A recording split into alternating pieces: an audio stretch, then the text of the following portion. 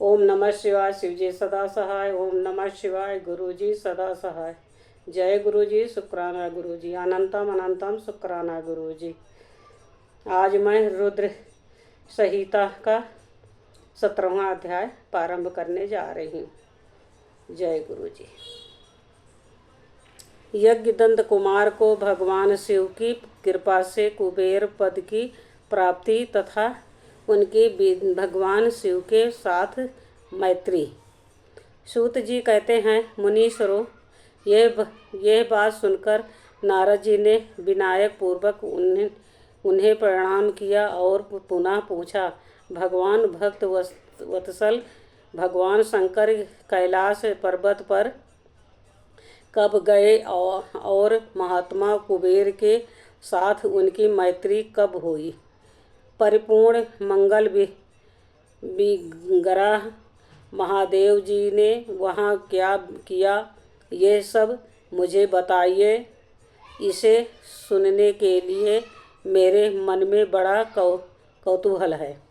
ब्रह्मा जी ने कहा, नारद सुनो, चंद्रमौली भगवान शंकर के चरित्र का वर्णन करता हूँ। वह कैसे कैलाश पर्वत पर गए और कुबेर के उनके साथ क्या प्रकार मैत्री हुई, ये सब सुनाता हूँ।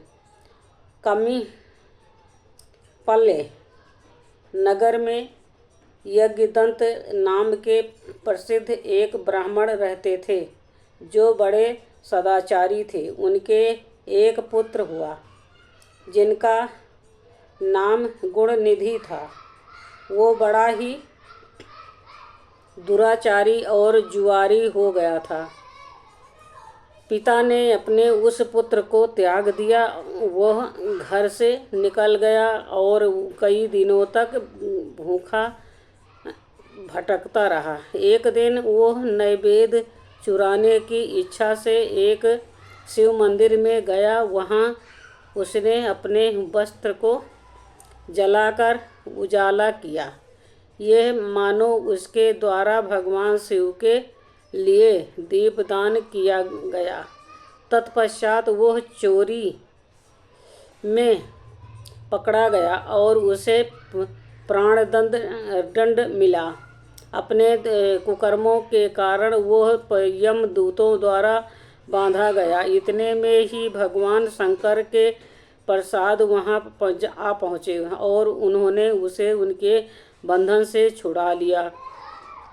शिवगणों के संसंग से उसका हृदय शुद्ध हो गया था। अतः वह उन्हीं के साथ तत्काल शिवलोक में चला गया। वहाँ सारे दिव्य भोगों का भोग तथा उमा महेश्वर का सेवन करके कालांतर में वो कलिंगराज अरिंदम का पुत्र हुआ। वहाँ उसका नाम था दम। वह निरंतर भगवान शिव की सेवा में लगा रहता था। बालक होने पर भी वह दूसरे बालकों के साथ शिव का भजन किया करता था। वह कर्मांश युवावस्था में प्राप्त हुआ और पिता के परलोक गमन के पश्चात राज सिंहासन पर बैठा। राजा दम बड़ी प्रसन्नता के साथ सब और शिव धर्मों का प्रचार करने लगे। भूपाल दम का दमन करना दूसरों के लिए सर्वथा कठिन था। ब्राह्मण समस्त शिवालय में दीपदान करने के अतिरिक्त वह दूसरे किसी धर्म को नहीं जानते थे। उन्होंने अपने राज्य में रहने वाले समस्त ग्रामाध्यक्षों को बुलाकर यह आज्ञा दे दी कि शिव मंदिर में दीपदान कराना सबके लिए अनिवार्य होगा। जिस मध्यम 6 के गांव के पास जितने शिवालय हों वहाँ बिना कोई विचार किए सदा दीप जलाना चाहिए। आजीवन इसी धर्म का पालन करने के कारण राजा दम ने बहुत बड़ी धर्म संपत्तियां का संचय कर लिया। फिर वह काल धर्म अधीन हो गए।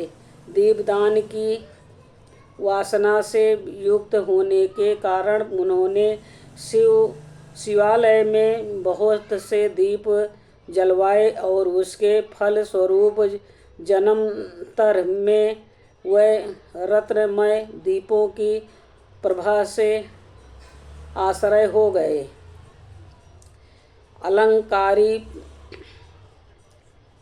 अलकापुरी के स्वामी हुए। इस प्रकार भगवान शिव के लिए किया हुआ थोड़ा सा भी पूजन या आराधन समयानुसार महान फल देता है। ऐसा जानकर उत्तम सुख की इच्छा रखने वाले लोगों को शिव का भजन अवश्य करना चाहिए। वो दीक्षित का पुत्र हो, सदा सब प्रकार के अधर्मों में ही रचा पचा रहता था।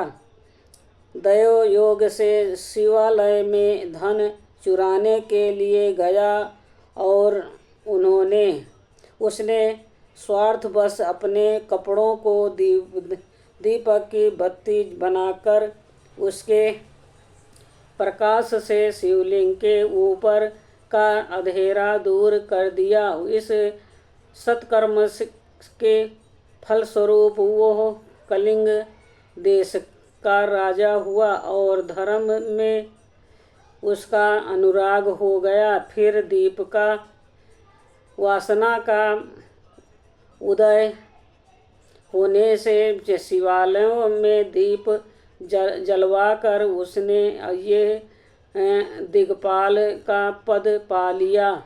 मुनीश्वर देखो तो सही कहा उसका वो कर्म और कहाँ यह दिक्पाल की पदवी जिसका ये मानव धर्मा प्राणी इस समय यहाँ उपभोग कर रहा है। तात यह तो उसके ऊपर शिव के संतुष्ट होने की बात बताई गई थी। अब एक चित होकर यह सुनो कि किस प्रकार सदा के लिए उसकी भगवान शिव के साथ मित्रता हो गई। मैं इस प्रसंग का तुमसे वर्णन करता हूँ। नारद पहले के पद कल्प की बात है। मुझे ब्रह्मा के मानव पुत्र पुल सत्य से विश्रवा का जन्म हुआ और विश्रवा के पुत्र वैश्रवण कुबेर हुए। उन्होंने पूर्व काल में अत्यंत उग्र तपस्या के द्वारा त्रिनेत्रधारी महादेव की आराधना करके विश्वकर्मा की बनाई हुई इस अलकापुरी का उपभोग किया। जब वो कल्प व्यतीत हो गया और मेघ वाहन कल्प आरंभ हुआ, उस समय वो यज्ञदंत का पुत्र हो जो प्रकाश का दान करने वाला था, कुबेर के रूप में अत्यंत दुस्साह तपस्या करने लगा। दीपदान मात्र से मिलने वाले शिव भक्ति के प्रभाव को जानकर वह शिव की चित प्रकाशिका काशिकापुरी में गया और अपने चित रूपी रत्नमय प्रदीपों से 11 रुद्रों को उद्बोधित करके अन्य भक्ति एवं स्नेह से उत्पन्न संपन्न हो वो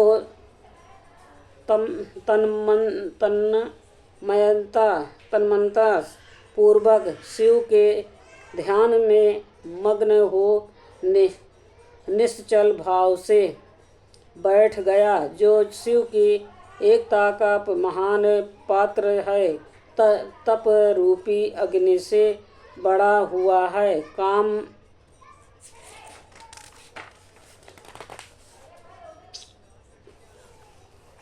क्रोधी महाविघ्न रूपी पतंगों के आघात से शून्य है।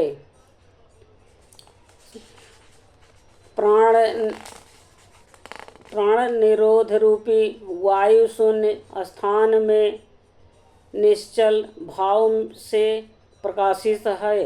निर्मल दृष्टि के कारण स्वरूप से भी निर्मल है तथा श्रद्धा रूपी पुष्पों से जिसकी पूजा की गई है, ऐसे शिवलिंग की प्रतिष्ठा करके वो तब तक तपस्या में लगा रहा जब तक उसके शरीर में केवल अस्थि और चर्म मात्र ही अवशिष्ट नहीं रह गए। इस प्रकार उसने 10,000 वर्षों तक तपस्या की। तदंतर विशालाक्षी पार्वती देवी के साथ भगवान विश्वनाथ कुबेर के पास आए। उन्होंने प्रसन्नचित्त से अलकापति की ओर देखा। वह शिवलिंग में मन को एकाग्र करके बैठ ढूंढे काठ की भांति स्थिर भाव से बैठे थे। भगवान शिव ने उनसे कहा, अलकापते, मैं वर देने के लिए उद्धत हूँ, तुम अपना मनोरथ बताइए।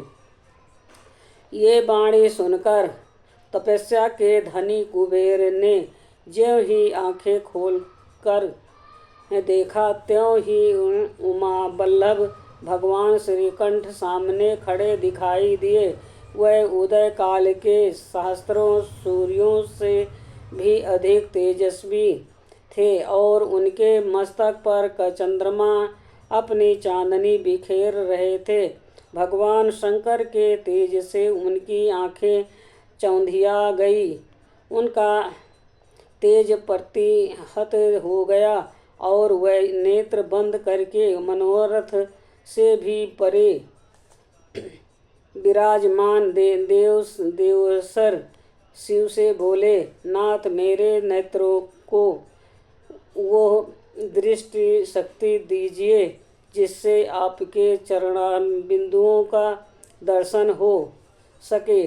स्वामिन, आपका प्रत्यक्ष दर्शन हो, यही मेरे लिए सबसे बड़ा वर है। इस दूसरे किसी वर से मेरा क्या प्रयोजन है।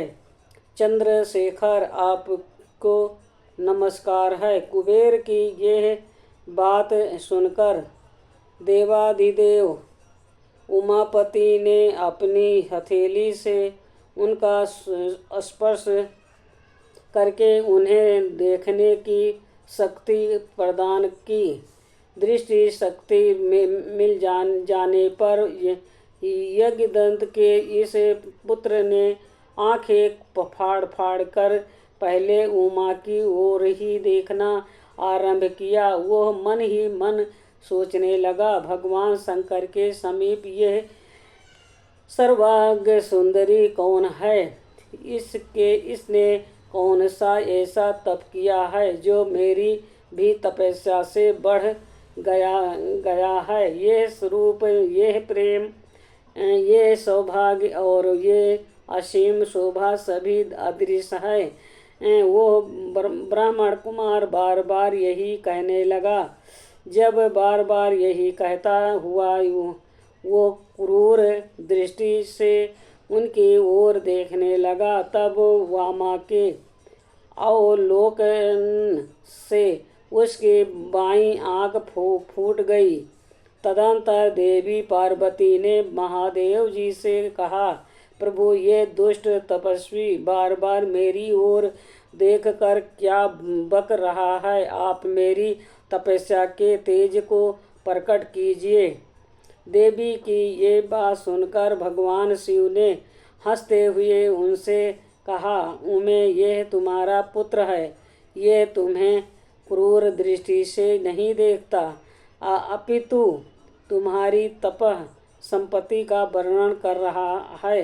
देवी से ऐसा कहकर भगवान शिव पुनः उस ब्राह्मण कुमार से बोले, वत्स, मैं तुम्हारी तपस्या से संतुष्ट होकर तुम्हें वर देता हूँ। तुम निधियों के स्वामी और गुहा को के राजा हो। जाओ, सुव्रत यक्षों, किन्नरों और राजाओं के भी राजा होकर पूर्ण जनों के पालक और सबके लिए धन के दाता बनो। मेरे साथ तुम्हारी सदा मैत्री बनी रहेगी और मैं नित्य तुम्हारे निकट निवास करूँगा। मित्र, तुम्हारी प्रीति बढ़ाने के लिए मैं अलका के पास ही रहूँगा। आओ, इन उमा देवी के चरणों में साष्टांग प्रणाम करो, क्योंकि ये तुम्हारी माता हैं। महाभक्त यज्ञ दंत कुमार, तुम अत्यंत प्रसन्नचित्त से इनके चरणों में गिर जाओ। ब्रह्मा जी कहते हैं, नारद, इस प्रकार वर देकर भगवान शिव ने पार्वती देवी से फिर कहा, देवेश्वरी, इस प्रकार कृपा करो। तपस्विनी, यह तुम्हारा पुत्र है। भगवान शंकर का यह कथन सुनकर जगदम्बा पार्वती ने प्रसन्नचित्त हो यज्ञ दंत कुमार से कहा, वत्स, भगवान शिव ने तुम्हारी सदा निर्मल भक्ति बनी रहे। तुम्हारी बाईं आँख तो फूट ही गई, इसलिए एक ही पिंगल नेत्र से युक्त रहो। महादेव जी ने जो वर दिए हैं वो सब की उसी रूप में तुम्हें सुलभ हो। बेटा, मेरे रूप के प्रति ईर्षा करने के कारण तुम कुबेर नाम से प्रसिद्ध होगे। इस प्रकार कुबेर को वर देकर भगवान महेश्वर पार्वती देवी के साथ अपने विश्वेश्वर धाम में चले गए। इस तरह कुबेर ने भगवान शंकर की मैत्री प्राप्त की और अलकापुरी के पास जो कैलाश पर्वत है वो भगवान शंकर जी का निवास हो गया। ओम नमः शिवाय। शिव जी सदा सहाय। ओम नमः शिवाय। गुरु जी सदा सहाय। जय गुरु जी। शुक्राना गुरु जी। अनंतम अनंतम शुक्राना गुरु जी। आज का 17वां अध्याय संपूर्ण हुआ।